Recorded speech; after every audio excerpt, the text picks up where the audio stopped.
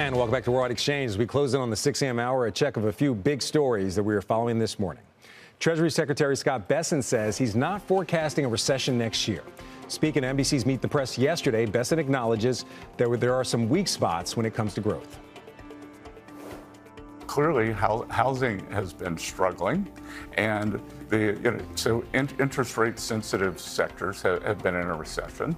And the other thing that was not helpful, Kristen, was the longest government shutdown in history. I am very, very optimistic on 2026. We have set the table for a very strong, non-inflationary growth economy.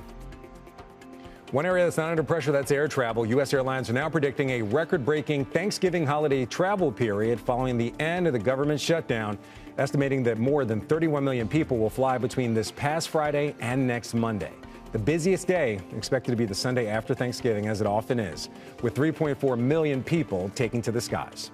The FBI says it's investigating a recent banking sector hack attack targeting companies. AMC, a tech vendor for real estate lending that counts JP Morgan, Citi, and Morgan Stanley as clients. The agency says the firms learned of the breach on November the 12th, and it is now contained. Anglo American is rejecting BHP's latest takeover offer in favor of rival tech, one that would create a nearly $60 billion copper giant. This was BHP's second attempt at a bid. New reports that Kohl's will name its interim CEO, Michael Bender, as its permanent CEO after interviewing several candidates for that role. Bender served as interim chief since the spring and has been on board since 2019. And Universal's Wicked for Good pulling in an estimated $150 million to the domestic box office in its opening weekend.